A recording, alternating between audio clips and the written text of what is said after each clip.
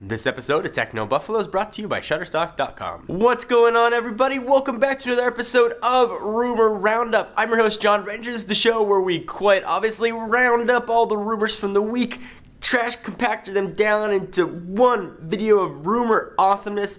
Up this week, we're going to talk phones and gaming. We're going to talk about rims. Blackberry 10 is coming soon. We're going to talk about the iPhone 5S and when it might be here. We're going to go gaming and talk about the next Xbox and PlayStation and what the next PS4 might be priced at and when we might actually see it. This is Rumor Roundup. Let's go ahead and get started.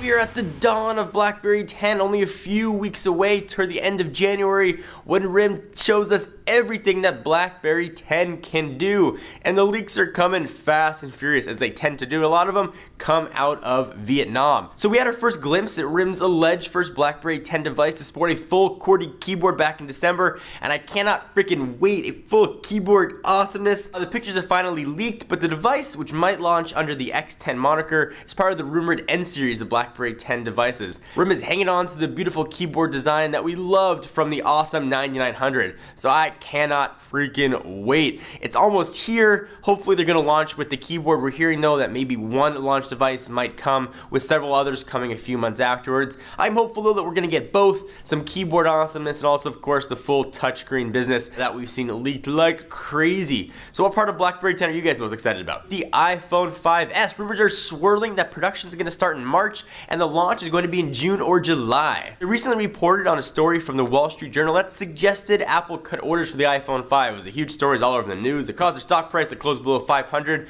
but why? It might not be all bad. I'm actually guessing that the demand is starting to cool following the holiday buying rush. Obviously, Apple orders a lot of components to keep up with the demand, but maybe Apple's already focusing on lining up orders for the next iPhone, the iPhone 5S. So don't worry so much, it makes perfect sense. We usually hear friends and family, should I wait for the next one? It's coming right around the corner. This time though, it might actually be around the corner, or just about 6 months from now, which in the smartphone world is super duper quick. Next, Xbox and PlayStation could launch for $350 to $400, which shows you guys that remember the original PlayStation 3 launch, which now seems like a decade ago. It launched at a crazy high price point at $600, and it took Sony a really long time to get that price point down. Once they got it down, people started buying them like hotcakes. The console does a ton of stuff, so hopefully Sony learned from their previous mistakes and is going to get the launch price just right and to compete head to head with the Xbox. Now listen, I know what you're saying. Analysts can make up anything they want. I can make up a study that says the next Xbox is going to sell for $14 trillion and single-handedly solve the US debt. But this was a bit of a scientific study that went into it, although the results seem super obvious.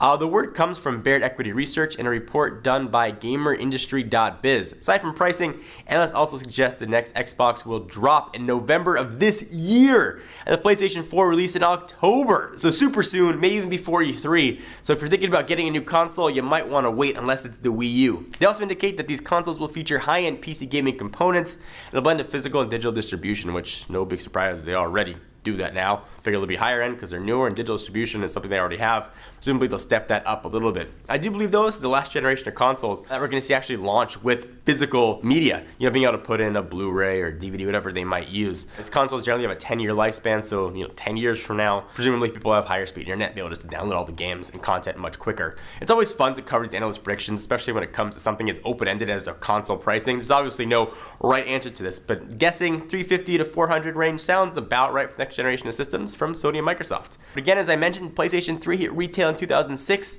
with two SKUs, a $499 model and a $599 model. Even then, gamers knew $600 for a console was a bit ridiculous. Hopefully Sony doesn't make the same mistake this time around. Let's ditch the Xbox for a bit and talk about the PS4. Hiroshi Sakamoto, Sony's home entertainment vice president, may have gone against typical protocol for the major hardware manufacturers. As he said at CES 2013, interview with emol.com, Sakamoto suggested that he might be planning to announce the PlayStation 4 before E3. The quotes from Sakamoto were originally published in Spanish, so forgive the loose language translations that comes from Google Translate. And I quote, "But our friends are preparing PlayStation. I can only say that we are focused on the E3 gaming event scheduled for June.